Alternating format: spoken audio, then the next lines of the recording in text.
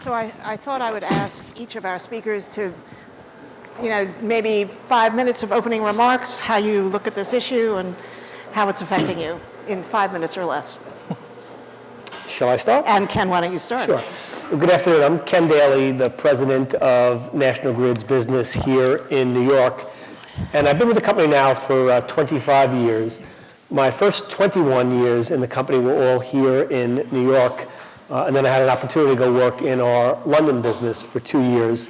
So I've been back now for about 2 years. And unfortunately, I came back coincident with a lot of these weather events.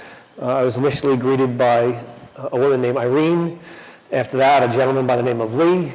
And then more recently, certainly Sandy.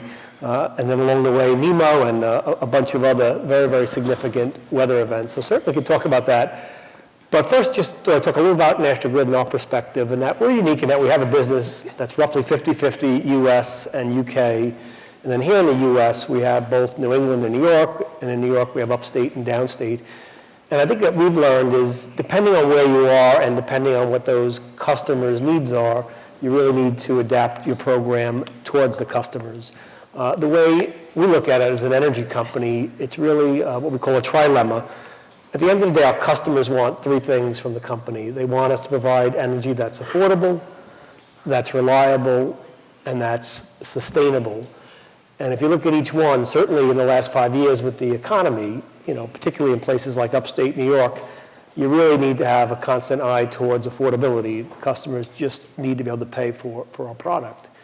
If you look at reliability, that's something we're all about, and something that our industry certainly was born on. When you hit the switch, you expect the lights to go on. I think the exciting part is that the conversation these past few years has now advanced to that third leg, and that's sustainability. And for the first time in a couple of generations, it finally feels like it's serious, and it finally feels like it's for real.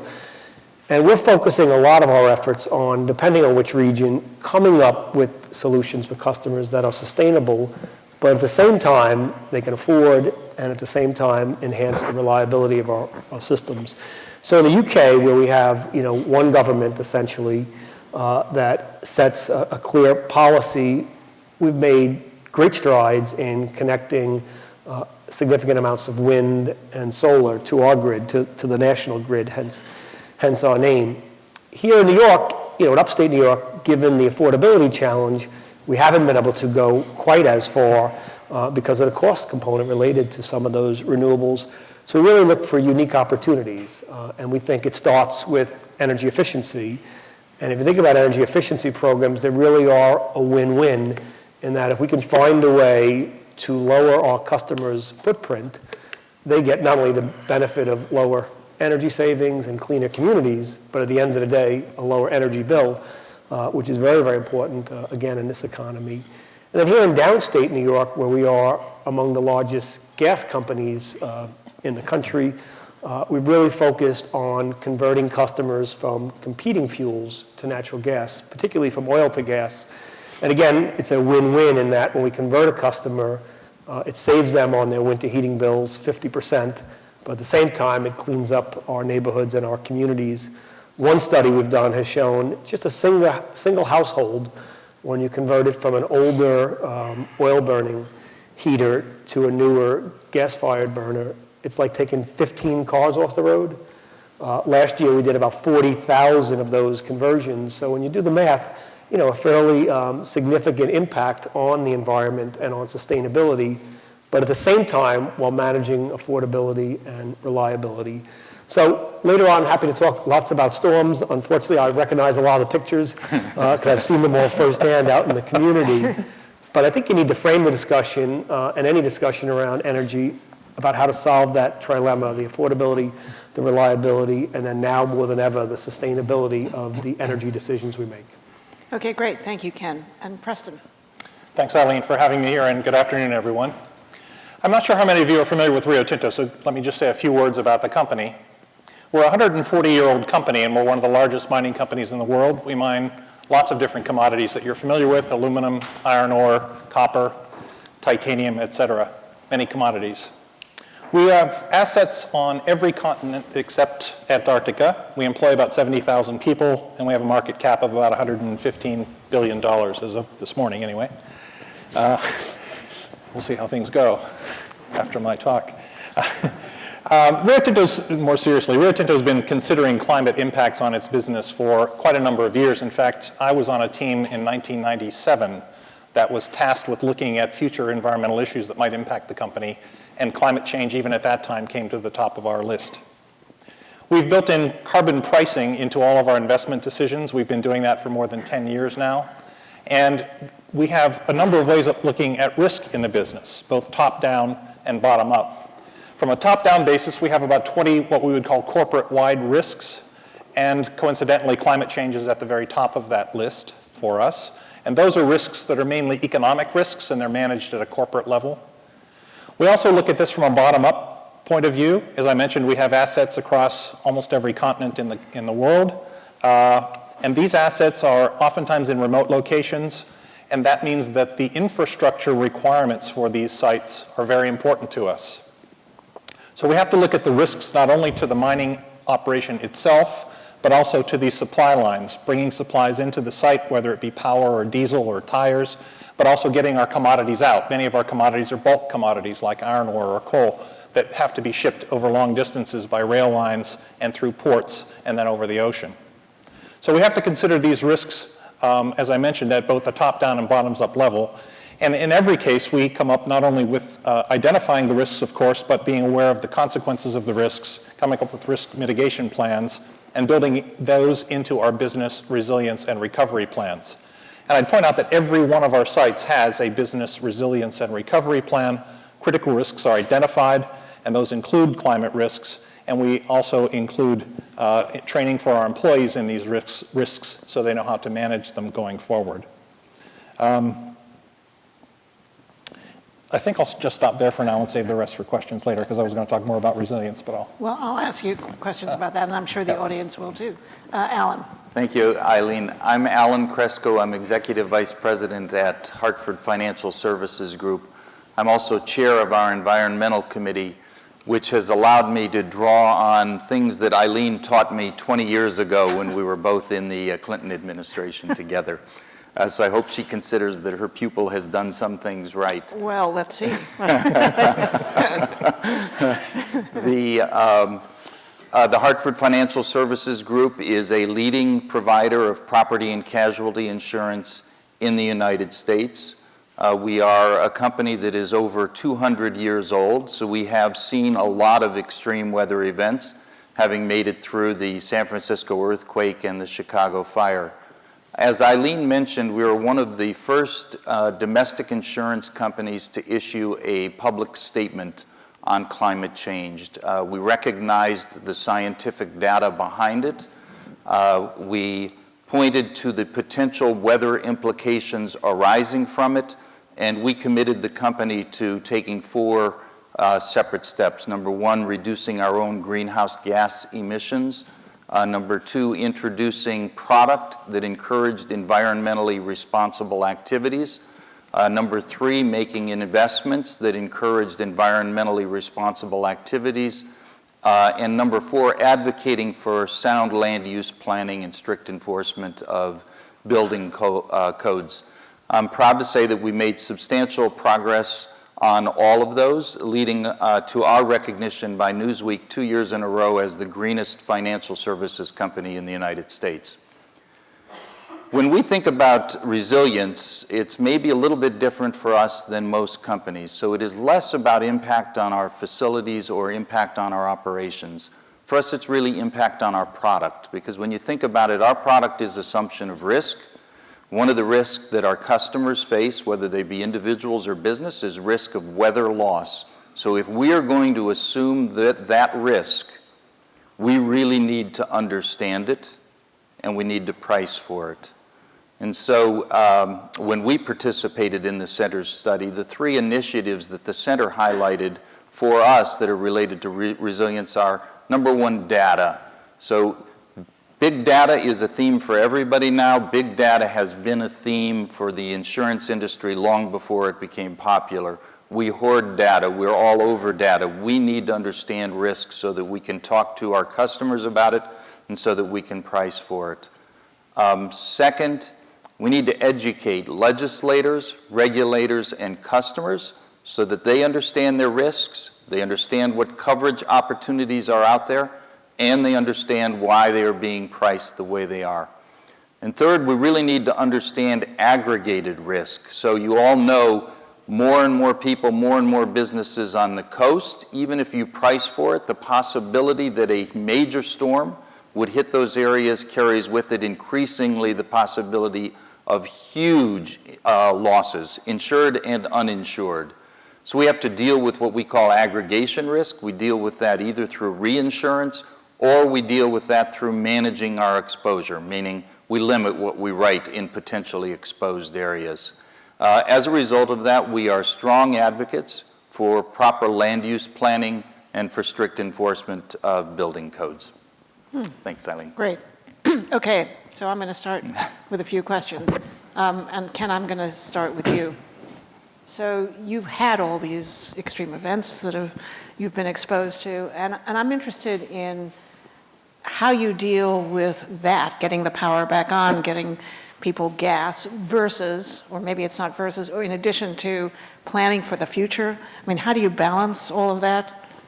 Sure, I mean, it's a challenge. So I'll start with, as I mentioned, Irene and Lee. And if you remember, that was August of 11, pretty much the last week of the summer.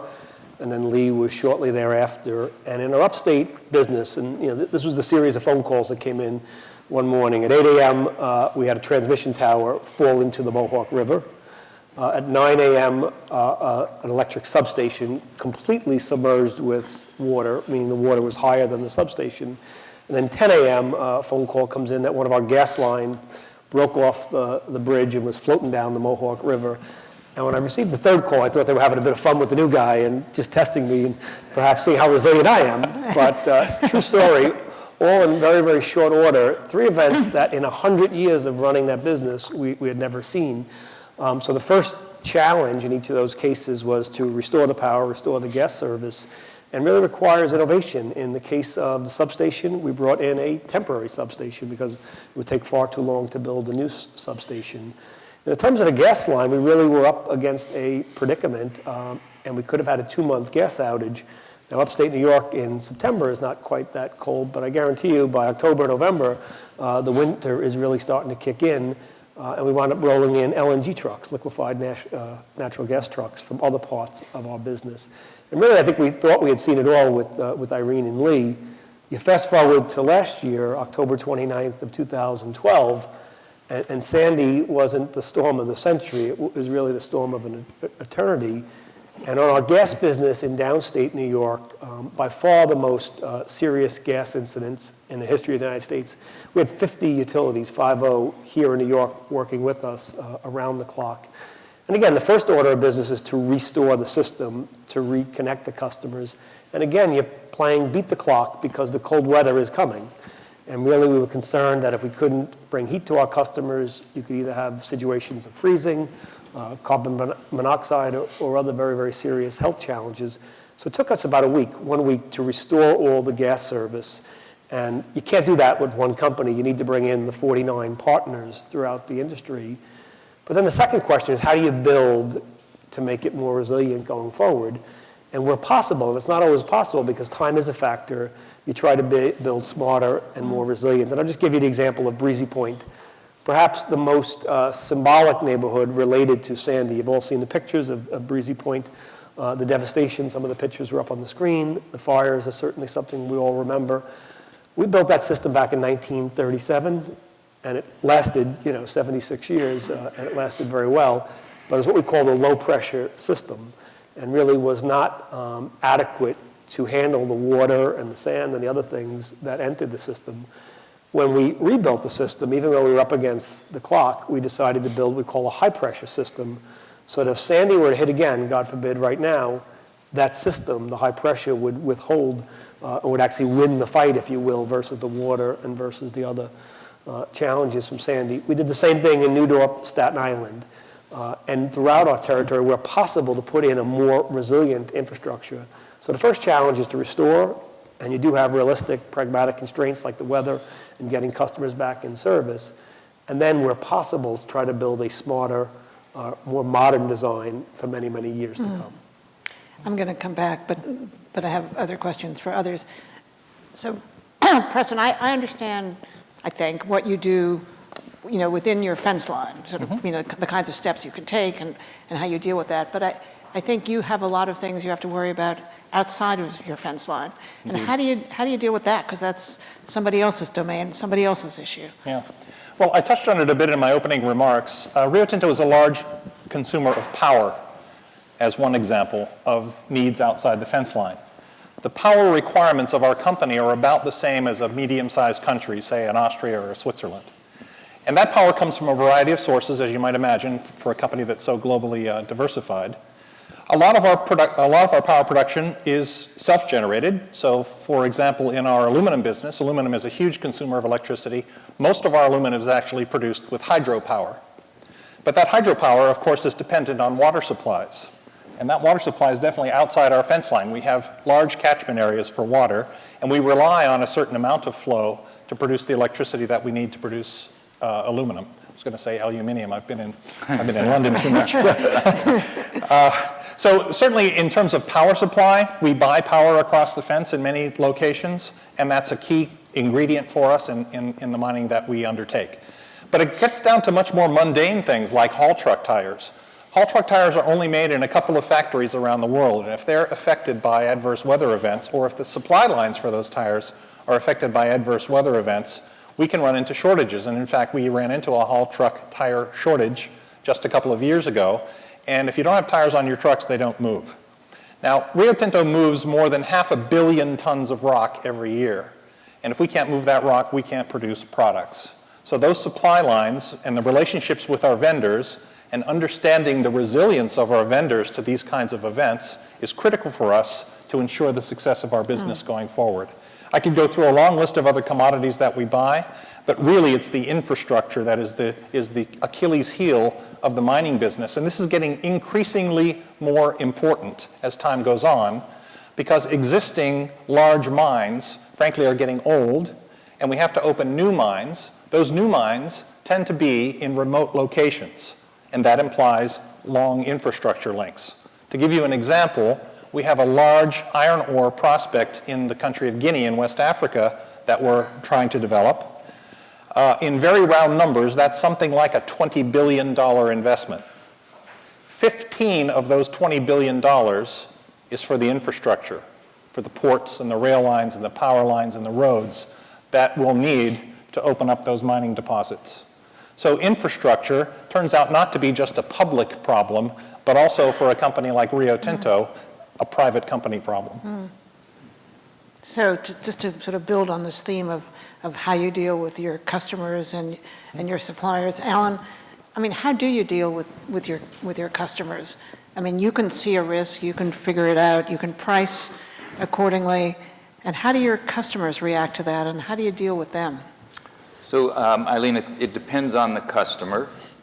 If it's a large business, ordinarily, and I don't think we insure Rio Tinto, but if we were, they have a sophisticated risk manager, and that risk manager will engage directly with us. They want to talk about the risks, and they also want to talk about ways that they can institute loss control measures that will affect the premium directly.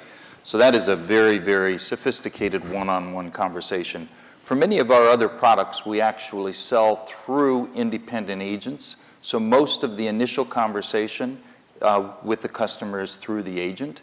We expect the agent to talk to the small business owner about the risks, about the coverages offered, and then to explain the basis for the price. We don't simply rely on that. So after Storm Sandy, we did a survey of small business owners to see, of our customers, to see what they thought about the storm and its impact on business. It was kind of interesting. So of our small business owner policyholders in the affected area, 11% had property damage. 11% had property damage. Over 50% lost revenue. Almost every small business owner is going to buy property insurance. A lot of them don't buy what's called business interruption insurance, and that's what covers you not on your property loss, but your loss revenues. So, that's the kind of dialogue that we like to have with our customers so that they understand what coverage they have, what they don't have, and what risks they face. I mean, that whole issue of losing customers is interesting, and I want to ask you about that too. We know that Entergy, it's an electric company that it was in Louisiana at the time of Katrina. And of course, they spent all of their effort trying to get power restored.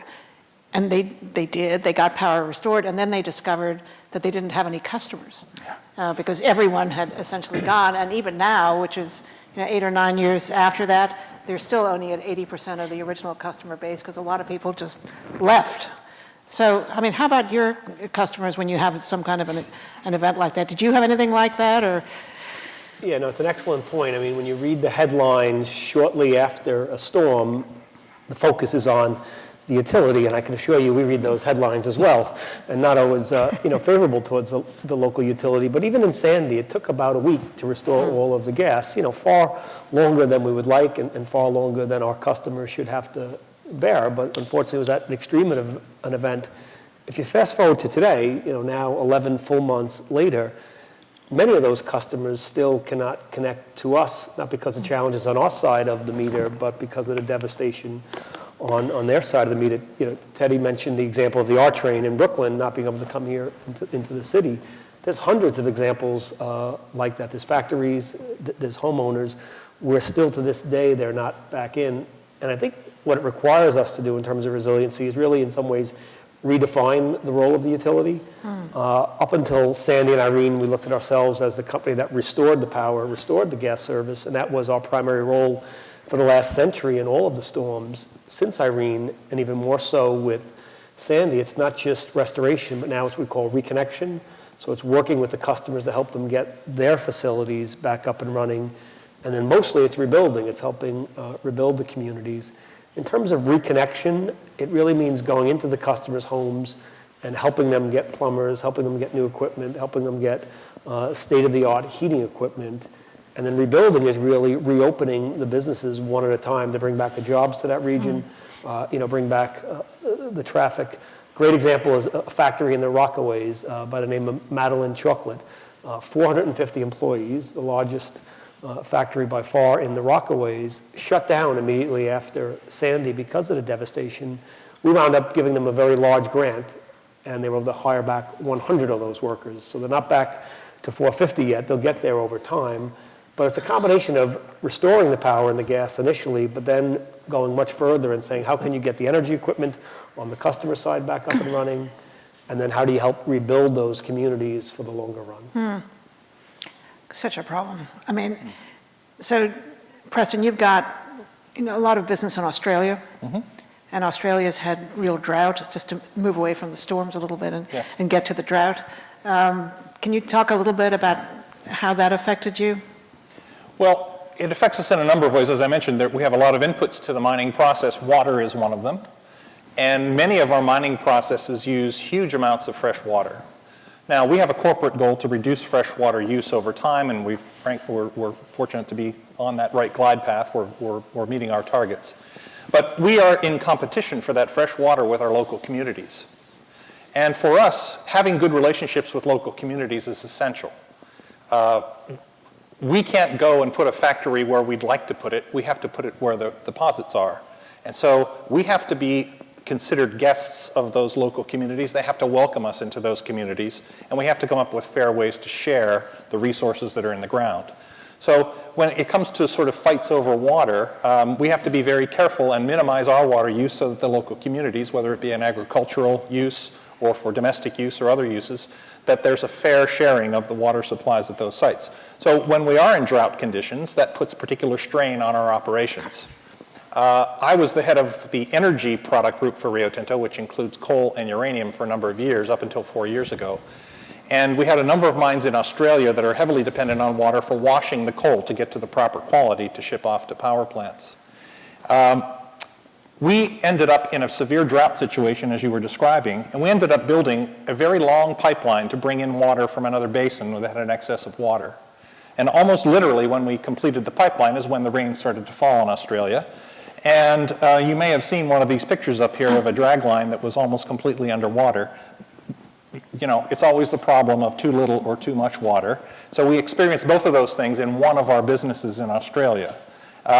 We also use water for washing our iron ore products, some of our iron ore products, so water is an important commodity in Australia. Interestingly, we're now mining ore below the water table, so we have an excess of water, trying to figure out what to do with it.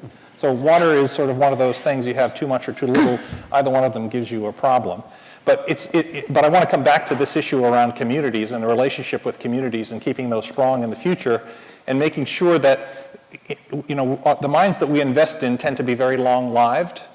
In fact, the core of our strategy is to invest in large, long-life, low-cost, expandable assets. Many of our assets have lives that extend for decades. The Bingham Canyon mine in Utah, where I am based, has been operating for well over 100 years. So taking that long-term view is critically important to us. And even when we design facilities, whether it's in conjunction with the local communities or by ourselves, we have to think about what are the design criteria for those facilities. Just a very recent example, last weekend, not yesterday, but 8 days ago, we had a rainstorm event at our Bingham Canyon mine, 3.6 inches of rain in less than 2 hours. The 100-year storm event for that region is 2.5 inches. Up in a day, and we had 3.6 inches in 2 hours.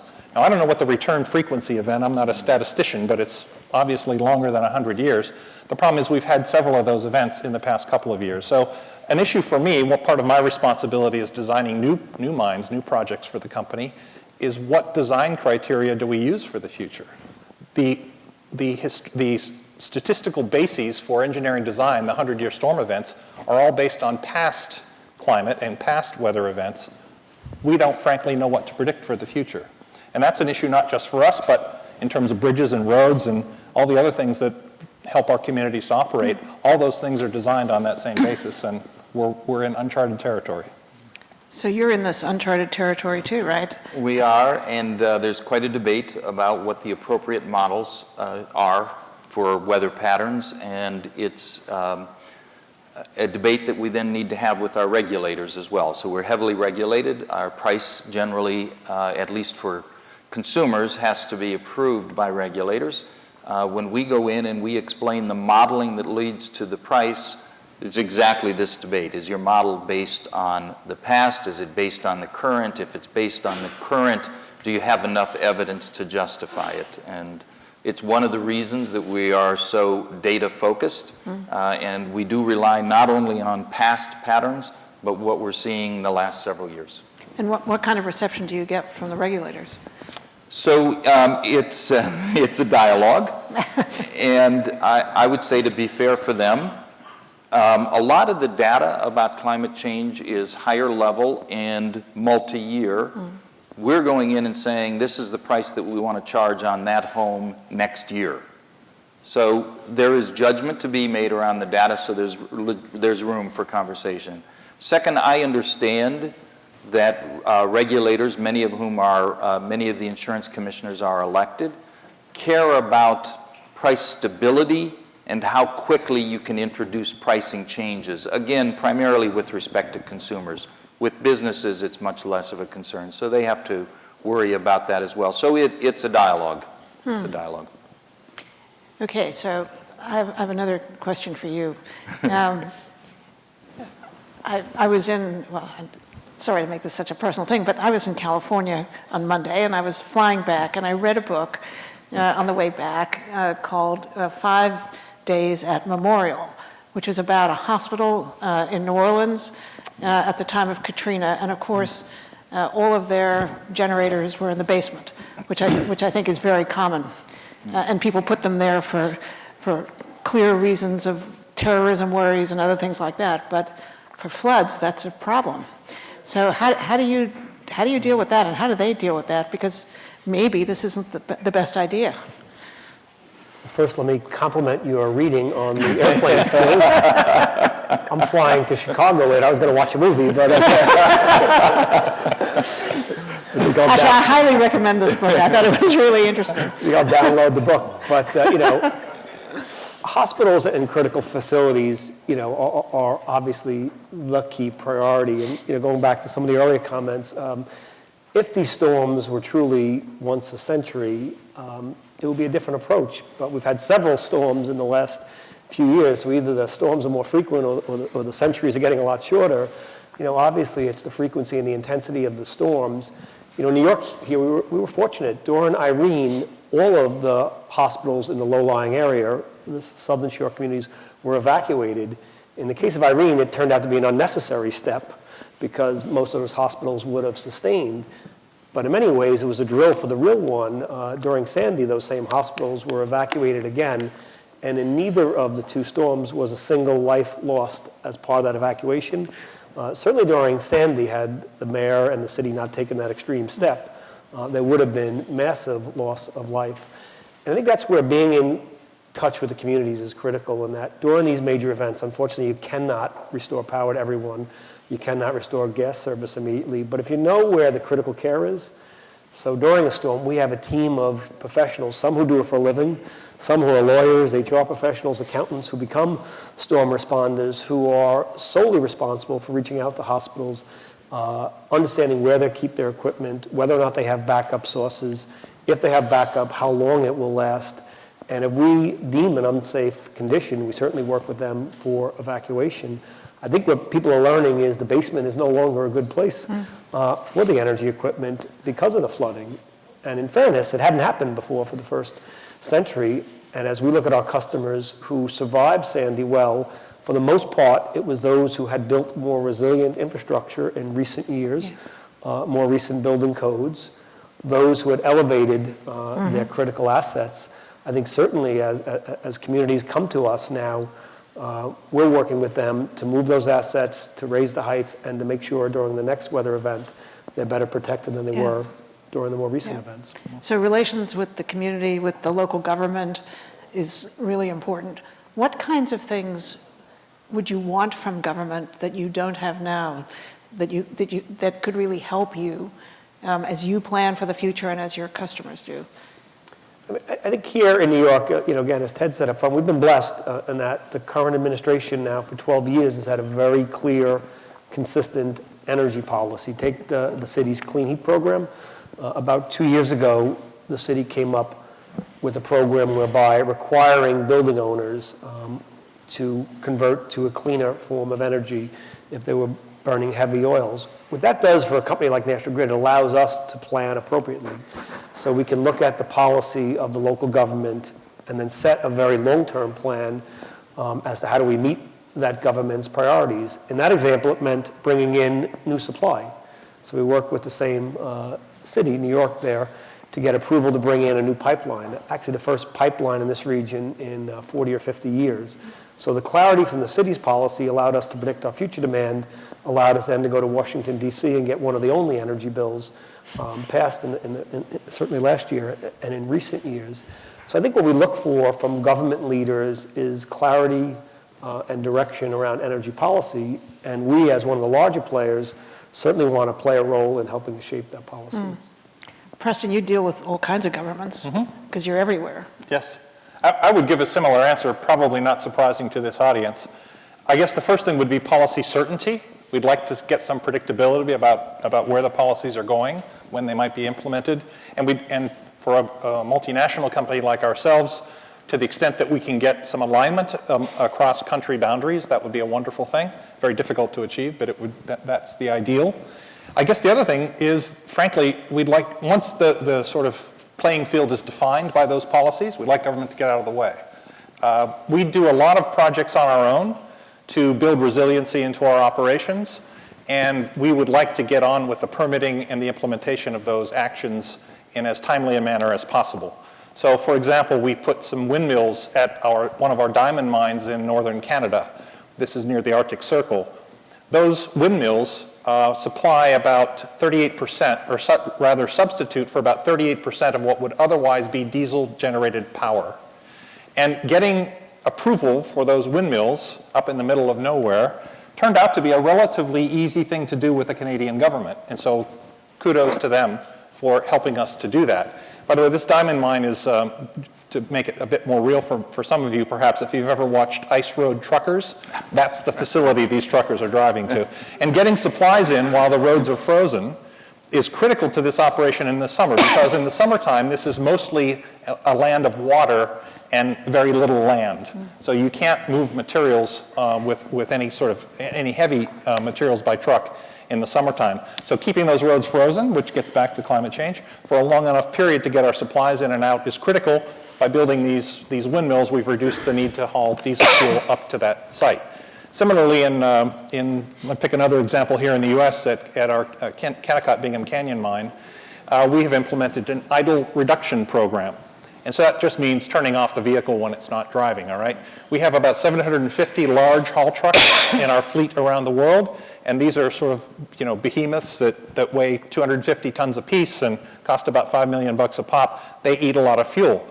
But we also have many thousands of small, what we would call light vehicles, pickup trucks, that sort of thing. By instituting an idle reduction program at the Kennecott mine, we save over 2 million gallons a year of diesel fuel, just by turning the machines off when they're not actually driving on the road.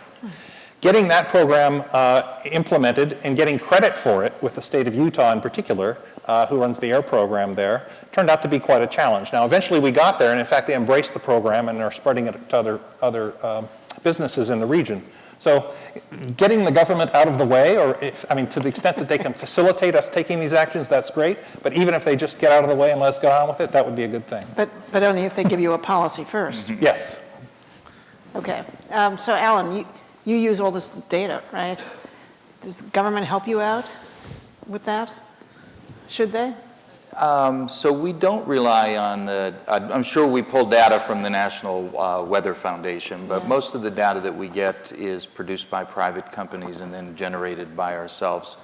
I'm not sure that that's a place where we need assistance from the government. I think the private sector can do that. Where we need help from the government is in kind of accepting the data, so not politicizing the data, understanding the consequences that flow from the data. So you now all are seeing the debate in the Congress over the National Flood Program, and that's just a refusal to confront the actual pricing of the risk associated with property in floodplains.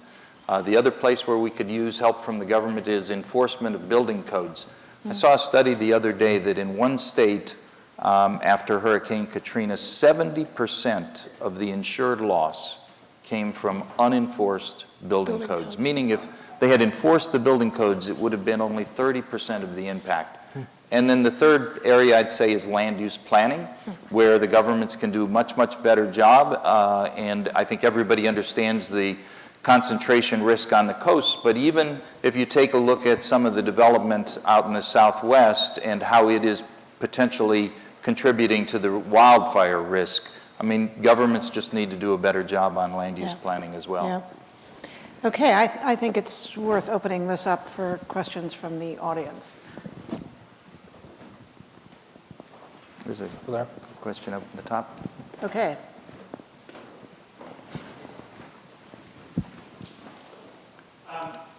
We're bringing you a mic. Oh, thanks. Joel McCower from GreenBiz. This is for Alan. This sort of riffs off of Eileen's outside the fence line question. You talked a little bit about business interruption, but I haven't heard a lot about supply chain. So in 2011, as you well know, there was a flood in Thailand that largely decimated the global market for disk drives for about a year. That's a significant event that I think we're going to be seeing more and more of. And I'm wondering what your experience is with the corporate sector in terms of, are they getting that the world has changed, and what are the conversations that you're having at both the board and C-suite level that might reflect it? Are they different conversations? So I would say at the most general level, risk management is getting a much higher degree of attention than it has in the past. Now, that may be a result primarily of the financial crisis, but it carries with it an effort to assess the full range of risks that companies are facing. So my own sense is that cybersecurity, privacy, supply chain risk, climate, all of those are getting more attention, and most big companies now have their risk managers in the C-suite. Certainly we do, I'm going to guess Rio Tinto does as well. Yeah. I think what I would add, as one of those large corporations, if you'd asked the question a couple of years ago, probably would give a different answer, and we weren't doing enough. Since then, whether it's weather or cyber or other threats, we have taken it incredibly seriously and have come up with new approaches. We've recently formed a global organization, and some of the members of the team are here to look at that very issue, resiliency, and what are those catastrophic type events that could essentially shut our business down and shut our customers down, and come up with contingencies that we had never before considered. And when you look at our business, we're built on, triple and quadruple contingency, building in contingencies we had never considered. To give you one example, on Long Island, where we had 15,000 workers from around the country, as I mentioned, with no gasoline. Your trucks are not particularly effective when there's nowhere to fuel them. We had to take the extreme step of bringing the gasoline directly to our own yards and fueling our own employees, both the company vehicles and personal vehicles, just to get them to work every day. So things, to be honest, that we had never contemplated because they were far out of our own supply chain are now things that we look at incredibly closely, and we've put a team in place to really try to come up with much better contingencies than we've had previously. Anything to add, or, okay? Alden Meyer. Yes. Oh, okay. He handed me the mic, so I'm going to take the prerogative, I guess. Alden Meyer, Union of Concerned Scientists. I mean, obviously, risk is not anything new to any of your businesses. You've had to manage risk for centuries. We've introduced climate instability as a new factor in this. But I want to see how you think about the interaction of climate risk with sort of political or policy risk and business risk. Because part of the reaction is what are policymakers going to do in response to the realities of climate change, either on the mitigation side or on the resilience side, such as bigger waters and flood insurance rules changing and that kind of thing. And you also have to be looking at what your competitors are doing. How are they dealing with resilience? How much money are they spending on this?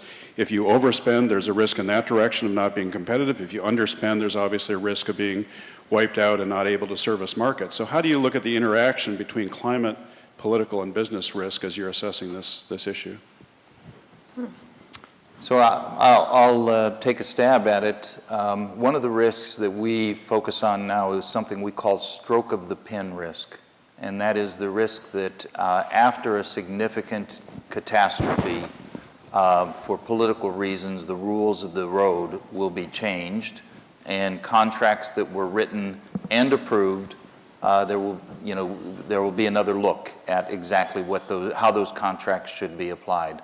So that's very much on our mind. How do we deal with it? We try to deal with it through a very active engagement with our regulators to try to preempt it. So we've actually worked through our trade associations with all of the insurance departments that were impacted by Storm Sandy to say, okay, when you're going to want to react the next time the storm, you're going to want more reporting, you're going to want us to waive billing requirements. Let's sit down now and figure those out so that we don't get hit with something we can't manage after. So it's on our agenda.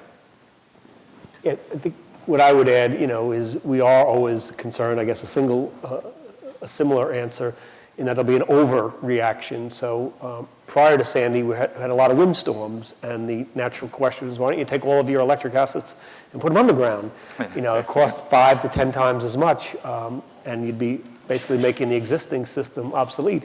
Well, had we done that during Sandy, they would have all flooded out, and we would have then said, why don't you move everything back above ground? So there's no single answer, and it kind of goes back to the comment I made earlier. What you really look for is clarity and consistency in the policy making, so you know the rules of the game and you know what you're striving towards. And then the roles companies can play, big companies like ours in particular, is to help set that agenda, to help define the rules, and to make sure it's done in the way that customers can afford it, but at the same time it improves the reliability and the resiliency and the sustainability ultimately of our systems.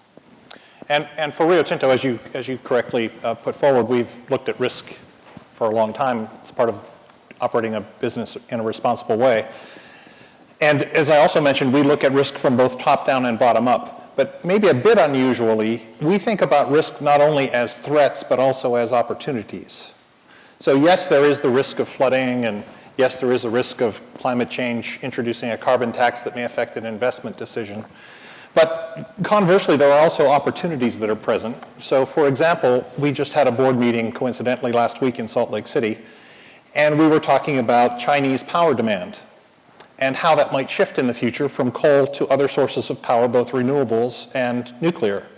And it turns out that products that we make, like aluminum and borates, are used heavily in the renewable space to build solar panels and wind turbines and things like that. And obviously on the nuclear side, to the extent that China increases its nuclear power production, that's a better market for our uranium product.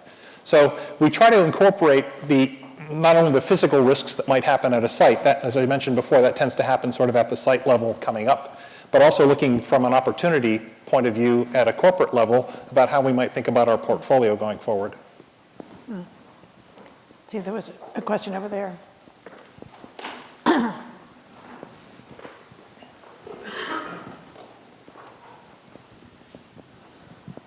I was struck by the cogence of Preston's remarks about the nexus between water and energy. And here we are in a city that has made great strides in taking care of one aspect of its microclimate problem by replacing white roofs, using white roofs to replace black asphalt surfaces. At the same time, we're living in a world where there are things much larger in area than roofs. Human activity has so far altered the appearance and the reflectivity of about half the land surface of the Earth. Well, when corporations get to be the size of nations in terms of their economic activity, they very often have carbon footprints that are comparable. And so likewise, they have albedo footprints that are comparable. You change the reflectivity of large areas, obviously, in mining operations, as you do when you use hydroelectricity. And I wanted to alert you to the fact that not just corporations have been paying attention to this problem. I'm in the physics department at the university where we've been doing research on addressing something very easily ignored, the color of water. That since so much of the planet consists in its hydrosphere, that our ability to brighten water may in fact be, if we apply it intelligently, a tool on a par with what we do to mitigate the absorption of solar energy by the atmosphere by cutting CO2. So since you do have a lot of water at stake, do you have any plans to conserve water in hydroelectric reservoirs, for example, simply in order to maintain the level of integration that you've achieved so far?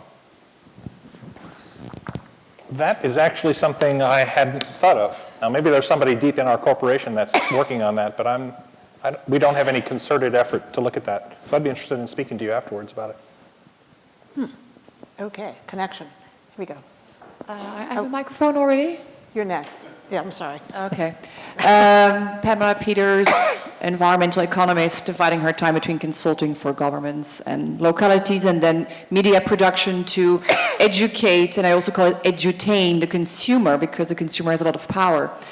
Talking about resilience, I would like to address the financial resilience. As an economist, I find that there are certain externalities that are not accounted for, meaning there are certain price tags that the community is paying for, the tax dollars, instead of corporations. How are you preparing for changing accounting systems? And second, according to another perspective regarding resilience, increasing prices for minerals, etc., how are you dealing with that? I guess I'll start. In terms of increasing prices for minerals, long may it last. More seriously, we're driven largely by our input prices, by the cost of labor, by the cost of the commodities that we buy. Looking at the economic impacts of climate, I think I mentioned earlier, we have been building carbon pricing into all of our investment decisions for the past 10 years, actually a bit longer than 10 years. And that's true whether we are operating in a jurisdiction that currently has carbon pricing or not. So right now, about 2/3 of our operations are in a jurisdiction where there is some form of carbon pricing. And so that sets some boundaries that are pretty clear to understand. But nevertheless, we apply that same thinking process around carbon pricing even where we currently don't have carbon pricing systems in place. So that's one way that we can ensure that these investments that we're making that might last many decades are going to be resilient to future government actions. We do take a scenario planning approach. I guess Shell is probably the most notable company in the world for scenario planning, and we're nowhere near the level that Shell is. But we certainly do look at some pretty robust scenarios around which way carbon pricing may go. We have convened a panel of climate experts from around the world to give us advice on what that carbon pricing should look like. It's not something we reveal publicly because we think it's a competitive advantage for us. But certainly it is an integral part of every investment decision that we make. And I sit on the investment committee for the company. There's only 3 people on that committee, our CFO, the CEO, and myself. And I am one of the persons who ensures that that carbon pricing gets active discussion in those investment decisions. I think from a utility perspective, it certainly affects us in a little bit of a different way. But the way I would describe it, if you look at our industry's history, and I'll oversimplify, the first 100 years was about increasing the use of fossil fuels to meet local demand, to help drive the economy. The last 20 years has been trying to stabilize that, and then hopefully the next 20 years and beyond is to eliminate it where possible. And it's really enabled us to change, as you say, the accounting systems and the financial incentives that for the first 100 years, to be honest, we were incented to get our customers to use more energy. And in a world where you're pushing for sustainability, that's not the right equation. So a number of years ago, we went into our regulator and we petitioned for something called revenue decoupling. And in simple terms, what revenue decoupling is it decouples our revenue or our profitability from our customers' usage. So we no longer have an incentive to get them to use more energy. In fact, we now have incentives in that we share in their energy usage reduction. So our profitability is driven by the same profitability as our customers. If they can use lower energy and less energy, we actually make more money as a corporation. And we believe that's the right incentive mechanism whereby the interest of the company and our resources are aligned with our customers, and that both of us and then those local communities, which previously did have impacts, benefit from that lower footprint. Okay, over here. Thank you. My name is Nate Freeman. I'm with North Carolina State University, the Climate Change and Society program there. And we're in the human capital business in higher education. And basically what I do is I go to businesses and municipal government representatives, and I say, well, what do you need for climate adaptation expertise? And then with our students or applicants, I ask them, where are you coming from? Where do you want to go in your career? And try to help them design their curriculum to help fill those needs so that we have a new generation of experts in climate adaptation. So I can think of different needs that all of you may have. Ken, you guys have to think about disaster risk reduction and planning, having a portfolio of engineering decisions based on different sea level rise. Preston, you've got a transportation or supply chain issue with the diamond mine. I also have a piece of your copper from Kennecott back at home. Great. And Alan, the insurance industry has been way on top of the risk. And actually, this goes across the board. This is becoming really a question of lobbying and communications campaigns and marketing. And so with all of that in mind, my question is, are you beginning to think about universities and how they can help provide the human capital that you need? And I would like to mention that NC State is the 5th program in the country. There's only literally one handful of adaptation-focused degree programs in the country, although those should be growing. And I would like to also reference my my newly found colleague, Joyce, here from University of Notre Dame. All kinds of connections being made. I mean, I'll be happy to start. I think the one huge opportunity we have is that the students who attend your universities really grew up in an era where sustainability is part of the conversation. Unfortunately, when many of us went to school, it wasn't part of the curriculum. And I have 4 young children myself, and when they come home, I hear them singing songs about recycling and reducing and reusing. When I was in school, we were singing 99 bottles of beer on the wall. So, it's moved in the right direction. But what worries us is, for some reason, those students aren't as interested in the math and the science, as I was when I was in high school.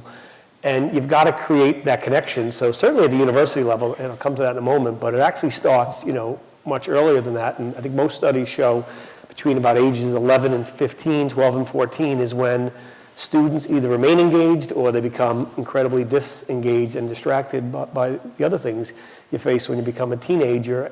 And we're now getting into the schools at the middle school level. We just opened the first ever high school for energy studies in New York. Energy Tech in Queens opened in September. And at the university level, we're now partnering with a number of local colleges to try to say, what are those workforce needs of the future? And more, it is climate-driven, it is resiliency-driven, and coming up with programs where we have internships, where we help design the curriculum. In upstate New York at Union College, brand new program this fall we've helped launch where it actually studies this exact topic. So I think the risk is that there's not a pipeline of students coming in. I think the real opportunity is that this next wave is really growing up in an era where they're not only talking about it, but they're singing songs and really believe in it.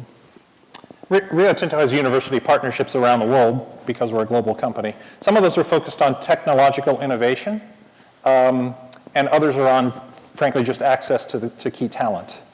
But I think, and so we do some of the things that were just talked about. But I think there's another sort of flavor to what you're describing, which applies to the entire workforce. And a phenomenon that I've seen as I go around the company is our employees talking about Rio Tinto's positioning in the climate debate, or more generally around sustainable development. And frankly, it's an attractant for employees of all types, not just with the skill sets to tackle those problems, but even other people who work in the company want to work for a company that is facing these issues head on. So it helps us attract a wide variety of talent, not just the specialized talent that you referred to. Yeah, I'd echo that last point. For us, sometimes our business people will say to me, well, Al, what are we getting on the business side from the environmental recognition that we're achieving? And frequently there's not an easy correlation, meaning we're not sure that businesses are buying insurance from us because we have a green reputation. On the other hand, we get tremendous employee engagement around the issue. Yes. Yes, Bill. Hi, Bill Nitzer with Oceana Energy. We design hydrokinetic turbines to convert tidal energy into electricity. I have a question, I think, directed more to the insurance industry about the politics of risk pricing and the President's climate action plan. Some months ago, Lloyd's came out with an excellent report which basically accused the federal government of gross mispricing of risk through its flood insurance program, and was only slightly more flattering at other politically motivated regulators with respect to their interference in what they regarded as a rational market for risk. And I, wearing another hat, have had some discussions with the reinsurance industry on how to address this problem from a private-public policy initiative point of view, particularly in light of the references to insurance in the President's Climate Action Plan.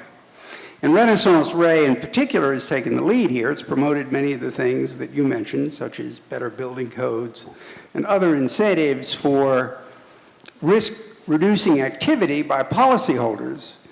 But from a reinsurance industry point of view, this hasn't gone nearly far enough, and pricing is kind of a year-by-year affair, where, you look at Miami Beach, 30 years from now, it's uninsurable. And so the question is, how do you anticipate? I've talked to the deputy mayor of New York, Far Rockaway, the neck of Staten Island. Should anybody be rebuilding any homes there at all? My answer to that question is no. And many years ago, FEMP bought out a town on the Missouri River and moved it out of the floodplain. That strikes me as rational far-thinking behavior.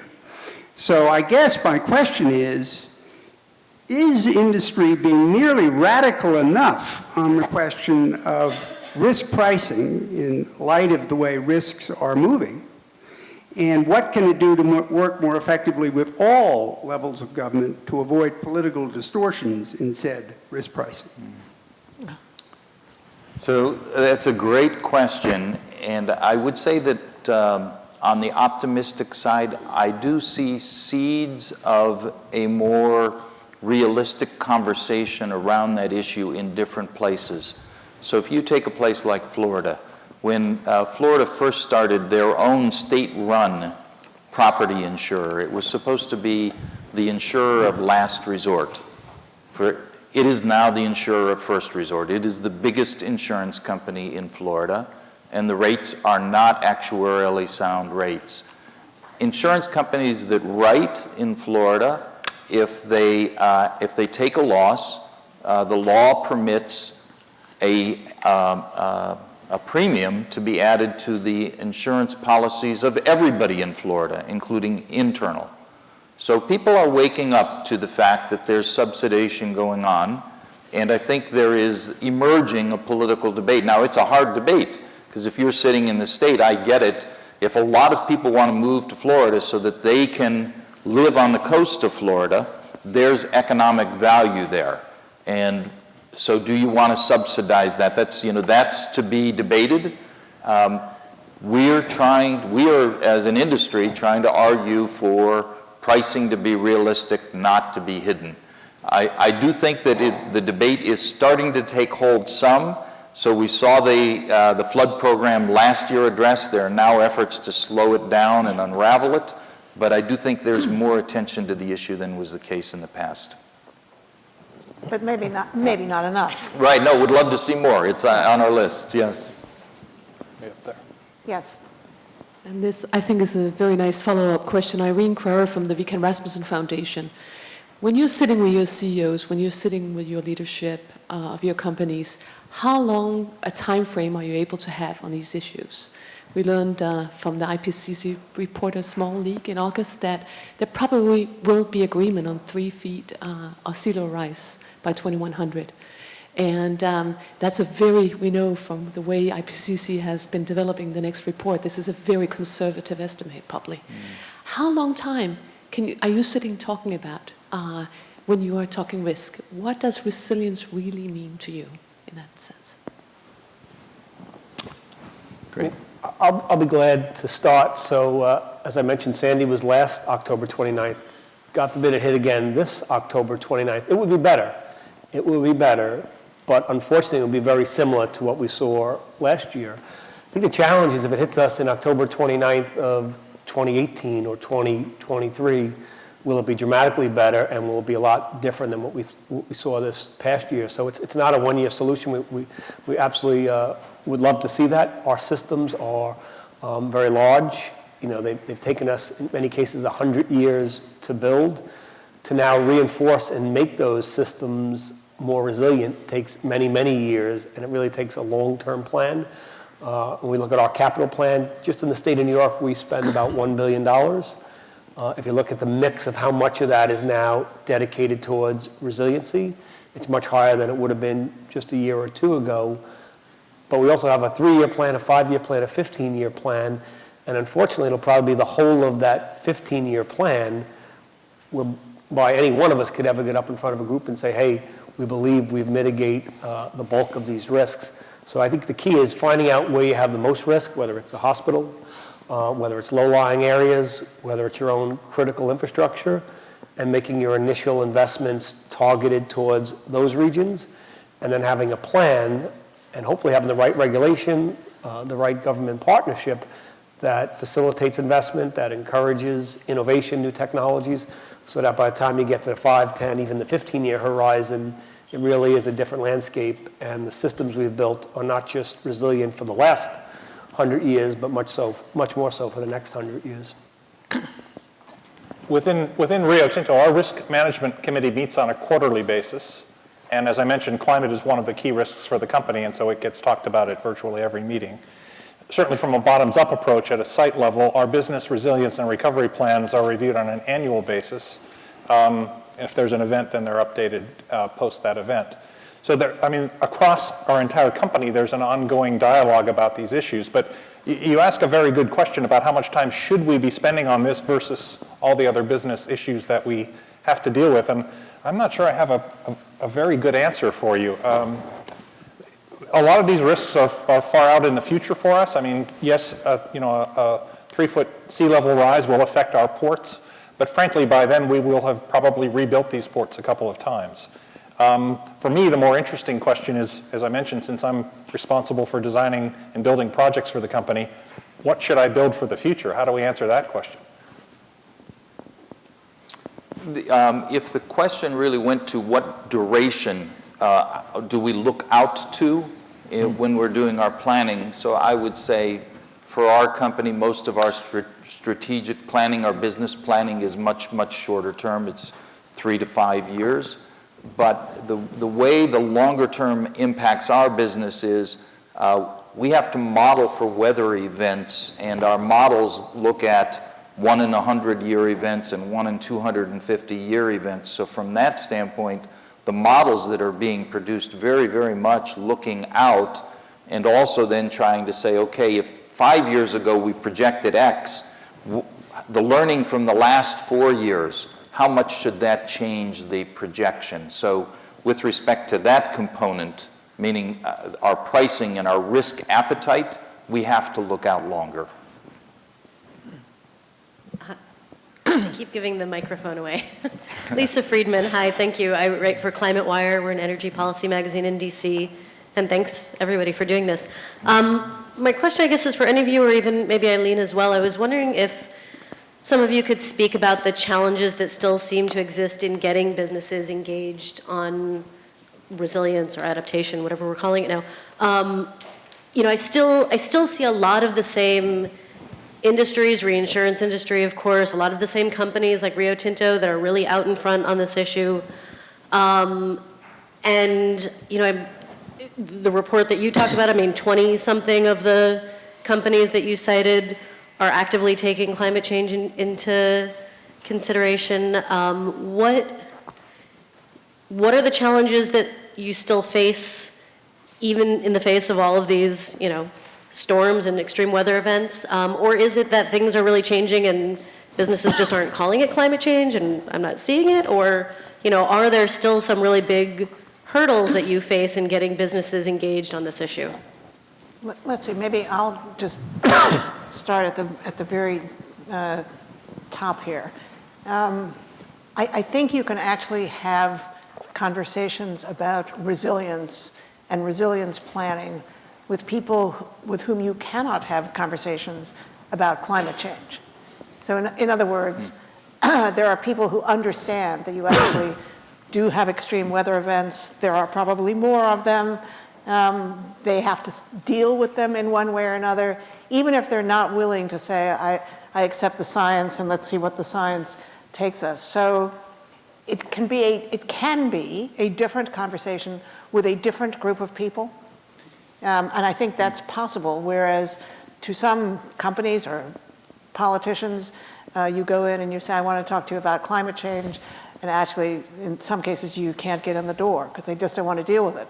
But if you want to talk about building resilience, you actually might be able to have a conversation. So it does change the way people will talk about it, and it will change the way they do certain kinds of things, but not everything. I'd offer one comment. So we're a leading provider of insurance to small businesses, and I referenced the study that we did of small businesses. So I think it's getting people to act on the realizations that they have.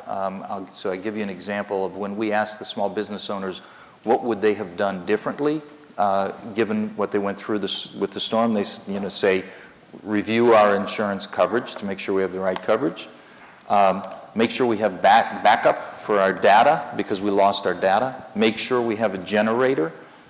How many small business owners are actually going to do that after the storm is passed? You could ask yourself the same question about your home and what steps you do or don't take. I mean, they are extraordinarily busy. The economy has been stressful for them. And so I'd say getting them to take the realization of the moment and act on it is a challenge.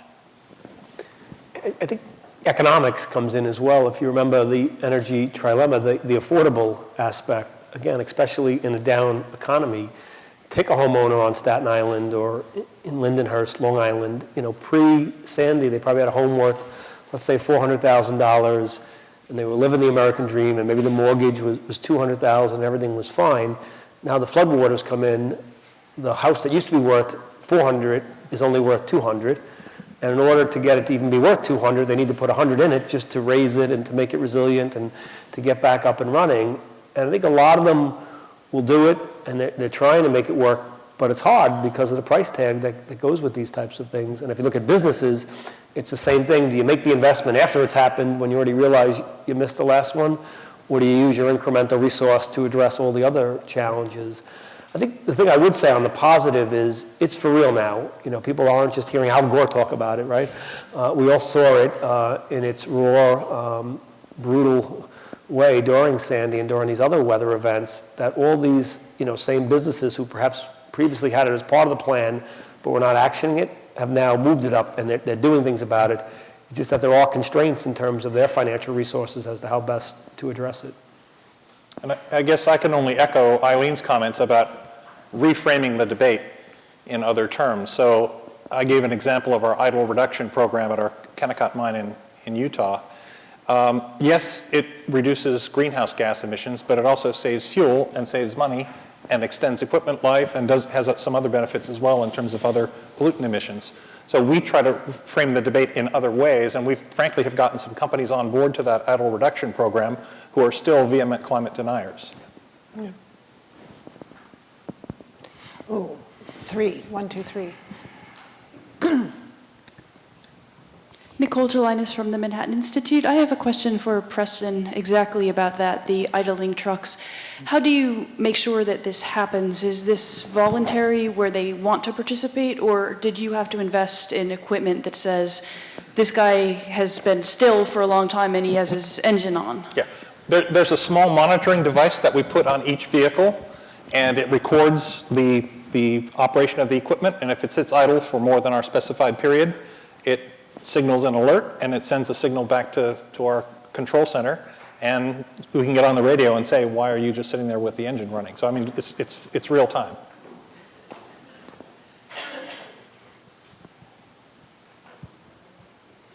I've got a short question. What are the odds of a national carbon tax by the end of the decade? That's right. That's right up Eileen. She's. I'd like to think so. Do I have to? Which decade? Joe.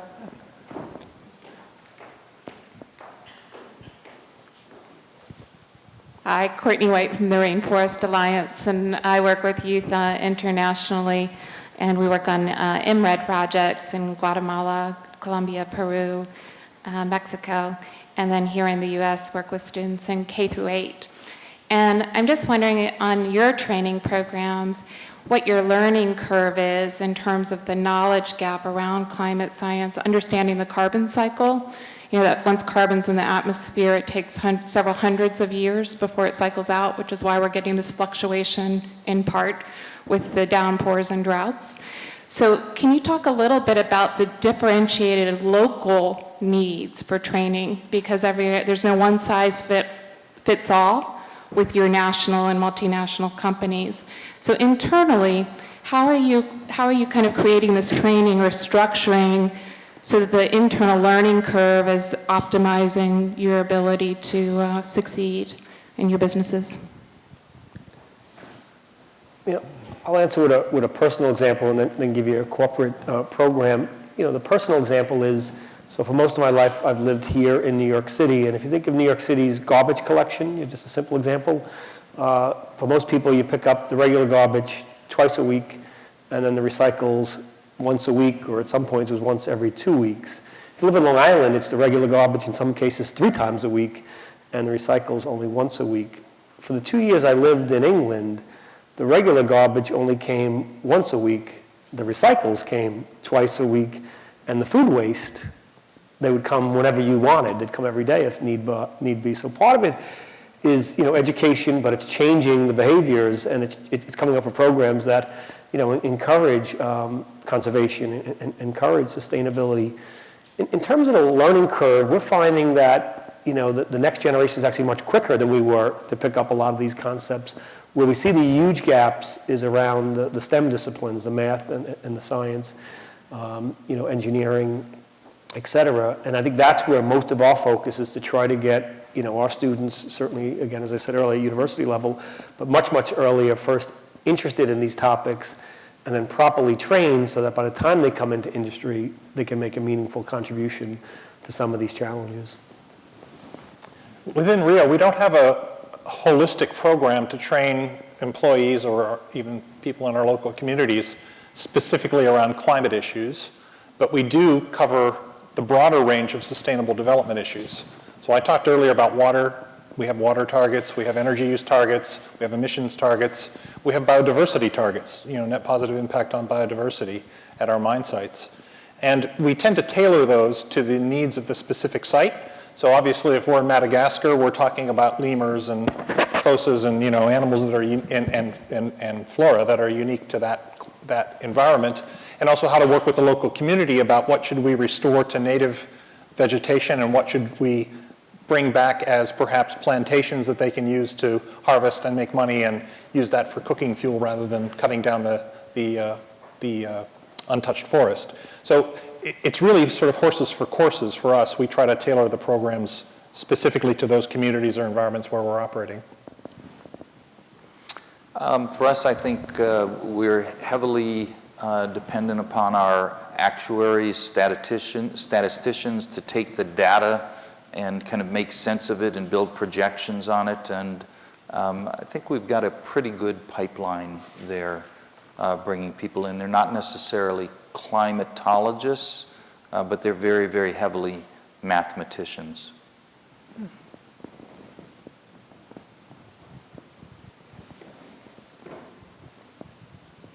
Hi, I'm Rick Love from United Technologies. It's a question for all of you. Compared to, say, 3 years ago, in your corporate enterprise risk management process, do you now have more risk indicators relative to climate than you did maybe 3 years ago? And if so, are any of them shorter term than perhaps they were 3 years ago? 3 to 5 years ago. I guess basically, are you seeing it as a shorter term issue with broader implications than you did, again, perhaps 3 or 5 years ago?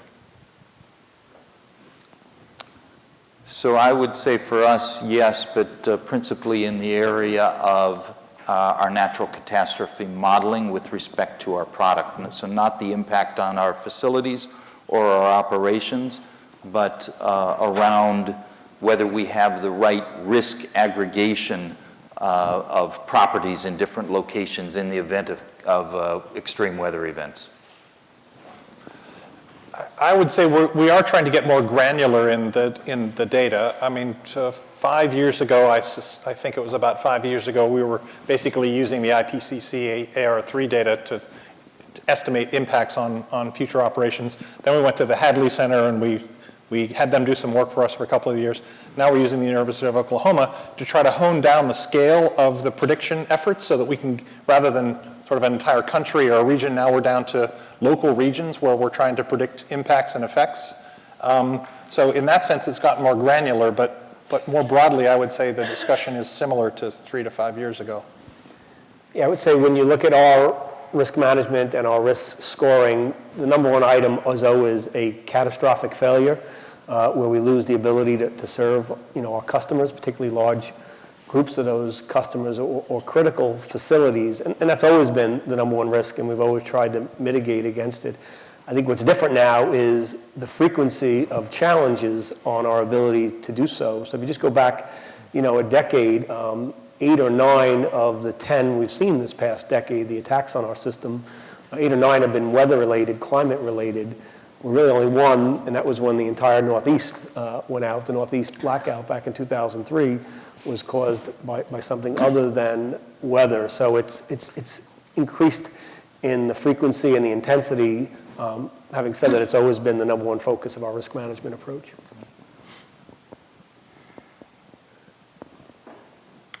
I don't see any hands, so I would like to thank Ken, Preston, and Alan. I think you guys did Thank a you. great job.